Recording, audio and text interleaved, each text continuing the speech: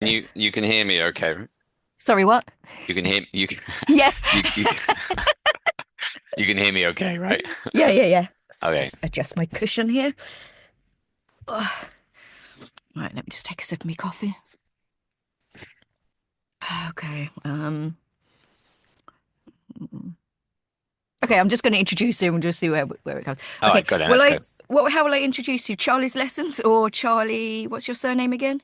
It's Cranmer, so Cranmer. it's not a nice sounding surname. I prefer lessons is actually just because it's supposed to catch people's attention as or Okay. identify it as a something to do with Okay. education. So Charlie Cranmer from Charlie's Lessons. There we go. Yeah. YouTube's your My platform, isn't thing, it? my Your thing. jam. Yes. As the kids say. Yeah, yeah. Right, okay. I'll pre-record my little introduction. Yeah. Okay.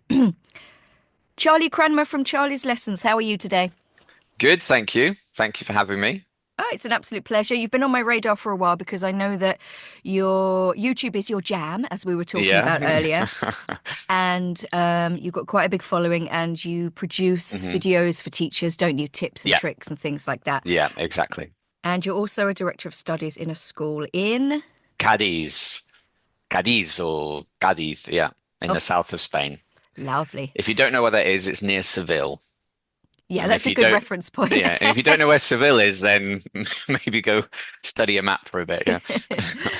Okay, so we were having a chat and we were kind of talking about your experiences as a director of studies, my experiences, and we came to the conclusion that teachers definitely, well, I think we can all agree teachers place a lot of pressure on themselves.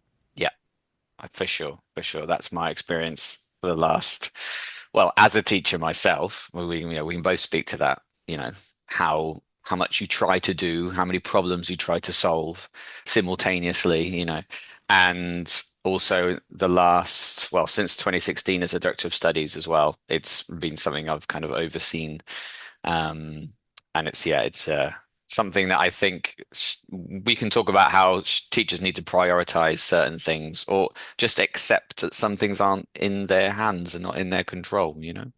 I love the fact you said that because Yeah, I'm a big yeah, fan of accepting things. Like there are certain things you cannot change, and it doesn't yeah, matter how much you battle against it. yeah, If you're up against it, it's never going to change. And I think that's exactly. one thing teachers struggle with. And I'm going to argue that maybe teachers in mainstream schools have it really tough Yeah. with the sort of things they have to deal with. But there are definitely certain things that you have to accept. For example, what do you think about this one? You know, some students are just not going to like you, at least not immediately.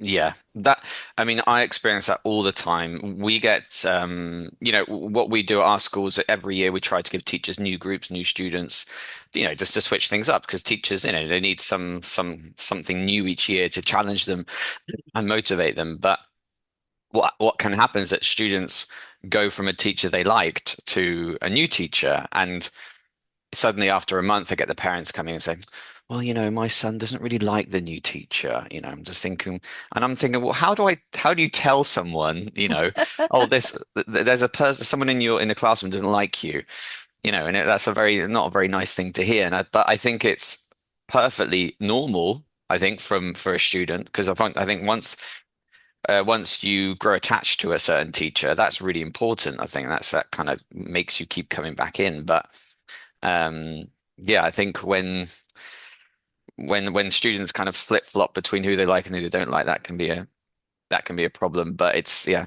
for me, it's a problem because it's how do I communicate that to the teacher without upsetting them? Yeah. Yeah.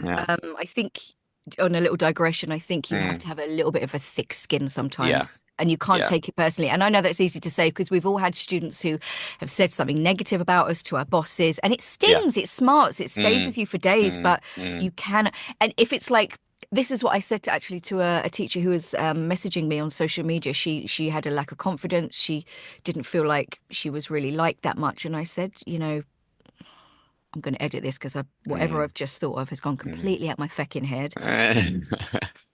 Oh yeah, I Yeah. said so I still them all in. Hold on, let me count myself in. Yeah. What did I say? Fuck, what did I say? You were talking about how your recent teacher didn't accept being Mm. liked. Yes. So I said to her, if you get like one negative comment, but all the rest are positive, it's probably that person or that student. It's not Yeah. you. So you're probably doing Exactly. fine. But Yeah. I think, when you get that situation where you're not Mm, sure if the students like you, or just, I mm, think any class in any situation, it's all about building those relationships first.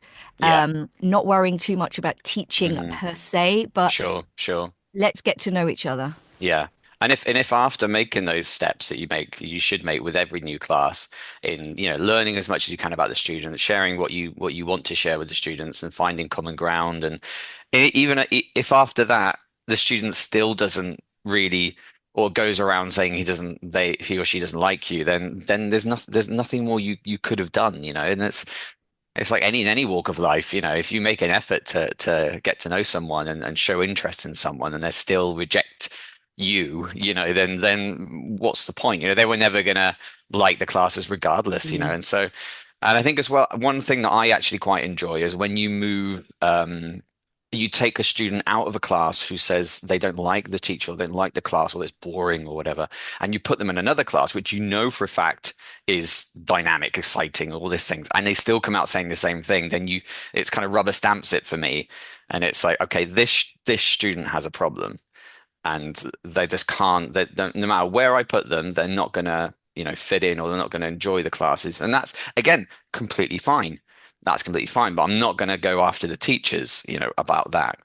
And I think that kind of leads into, in a way, into, we've kind of set up these academies, is, in my particular case, I work in a language school, and it's a very what we might consider traditional learning. So you go into a classroom, you've got the teacher in front of you, you've got your course books and all these things. And there are students who just don't respond to that kind of learning. Got, students who prefer groups, got students who don't want to go in groups, who will stick to private classes their entire lives. Students who, since the pandemic, have realized they actually prefer online learning. Ooh. Yeah. They do exist, these people, yeah. Oh. And but then also students who don't want someone to instruct them. They just want to go away and learn it, just show them where to go, and they'll just go off and learn by themselves and actually, progress quite well.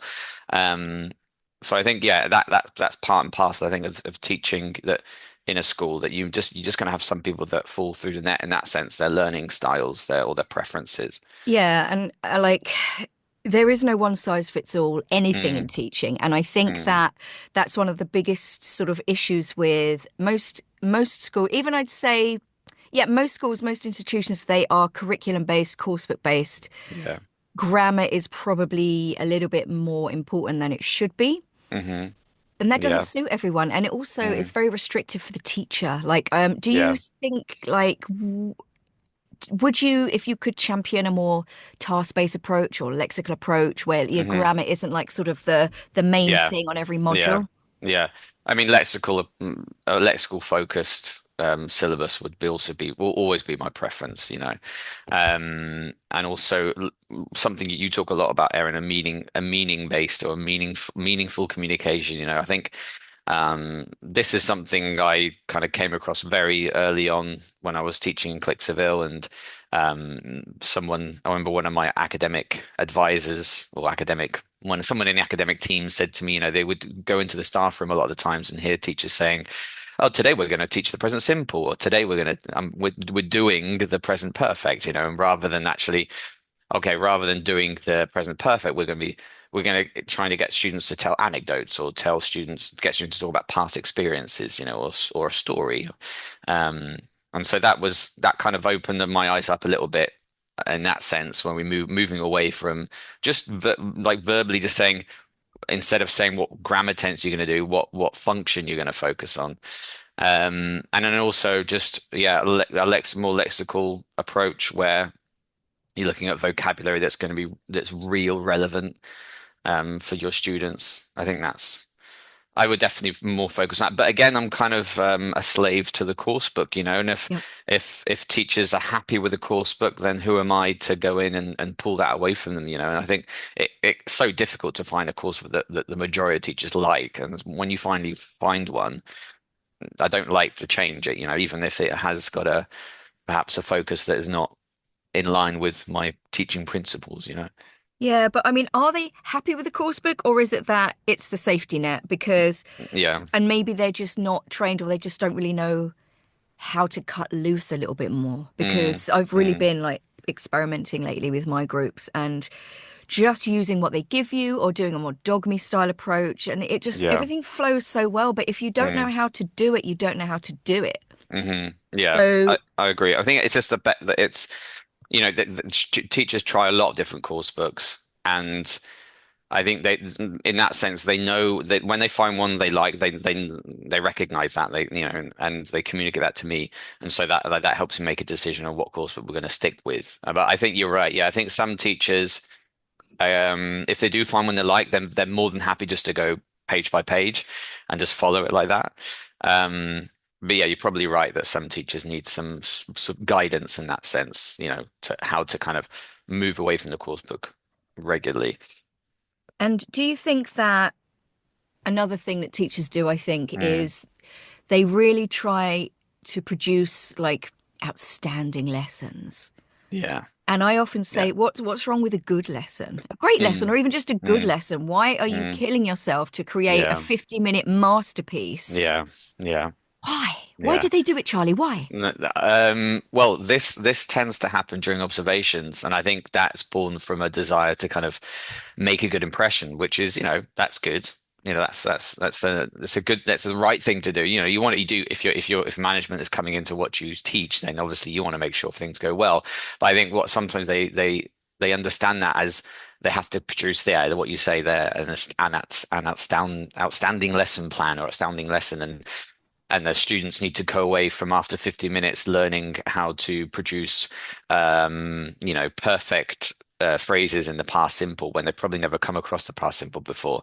And I think what happens a lot with my teachers is that they make these very ambitious learning outcomes, and it's you can see it right from the off because that again they're with let's imagine they're teaching a group of children for an hour, and you know for a fact that a lot of what they've planned, there's going to be some moments where half the kids are going to stand up and want to go to the toilet, or what if they see a spider on the ceiling, and suddenly that just completely sends everyone into a panic, and they know now they need to know where's the spider going to go next, and so um and also just yeah, I think teachers need to be aware that when they are making outcomes, they need to be realistic, and it's fine, and they can sound actually very unambitious actually, and I think that's absolutely fine as well. A lot of the times I'm telling my teachers, and rather than saying we'll be able to use this, it's kind of will recognize Yeah, this, or will be more aware of, yeah. And so because I think I always say to the teachers, if I was to kind of grab one of your students at the end of the class and say and ask them a question like about these outcomes, would they be able to answer it? Or so if you've stated in your lesson plan that the students will be able to use the past simple, and I take a student and I ask them what they did last weekend, would they be able to answer that after just 1 hour of your no. lesson?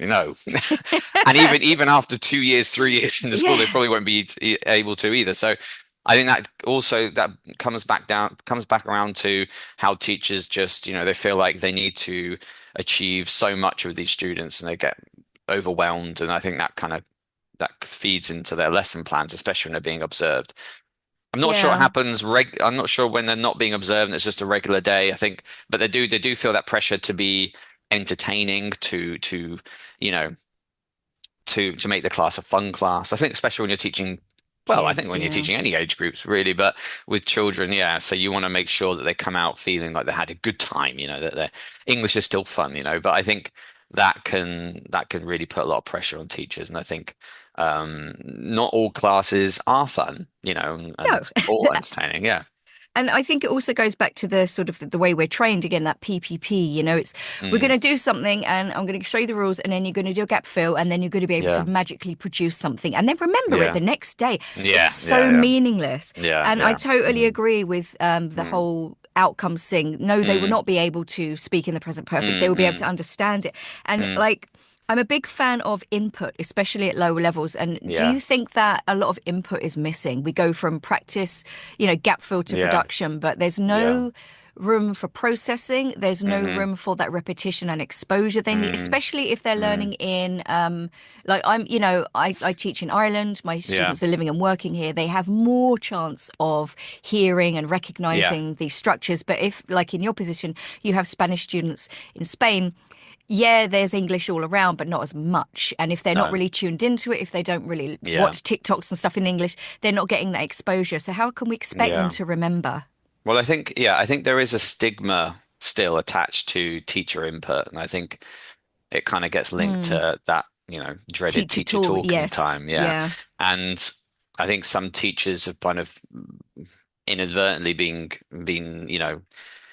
convinced that it's not the right thing to do, in class. And I think there's a big focus, and I'm probably guilty of this as well. Yep. There's a big focus on how active the students are.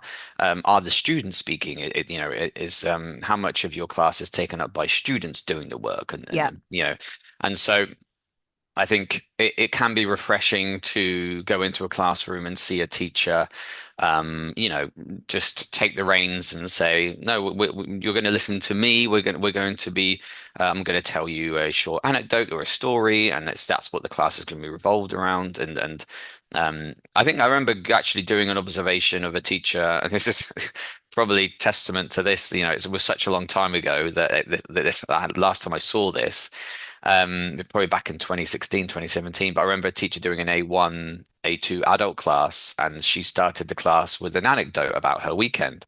And it was really nice. It was a really nice thing to see. And I think that the students were really engaged with it as well.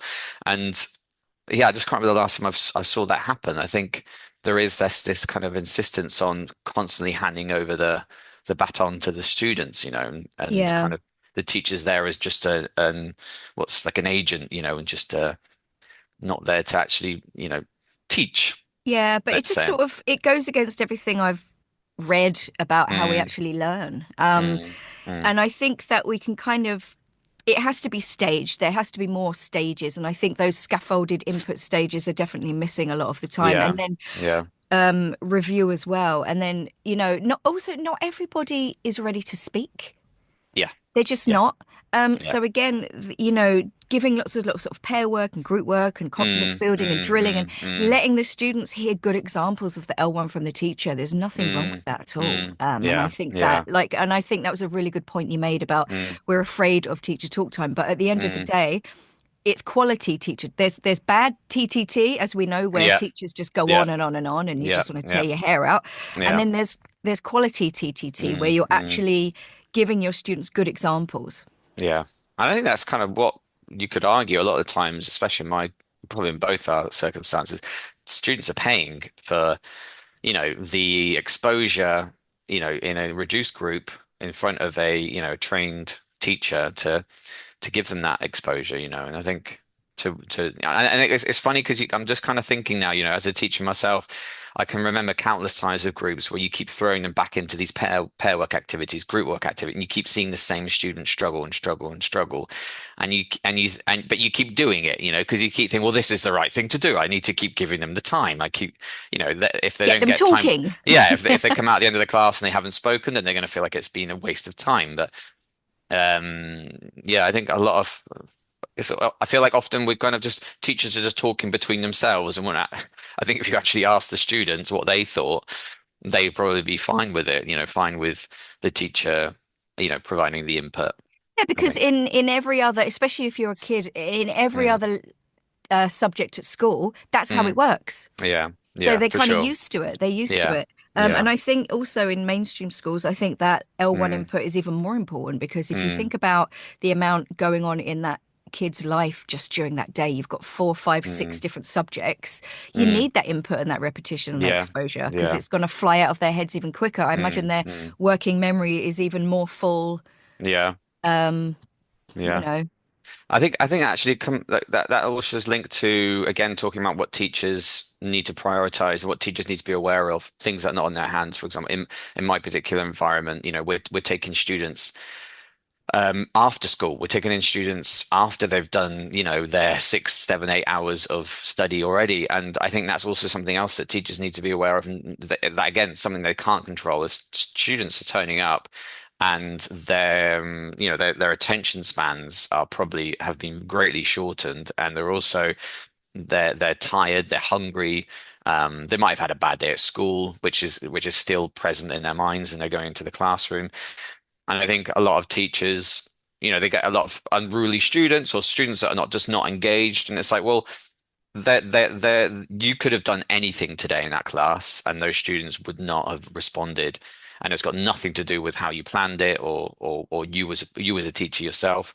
And I think again, that's kind of teachers might come out of those classes feeling a bit like, oh my God, what did I do wrong? And it's that's again something that it's just part and parcel of what we do in our particular line of work that we're dealing with students that are just coming in their free time. So there's a different attitude, I think. If students are in the morning in the school, then that's they've got a completely different mindset. And I think if they're coming in the afternoons and evenings in their free time, it's like them that's more of a commitment then.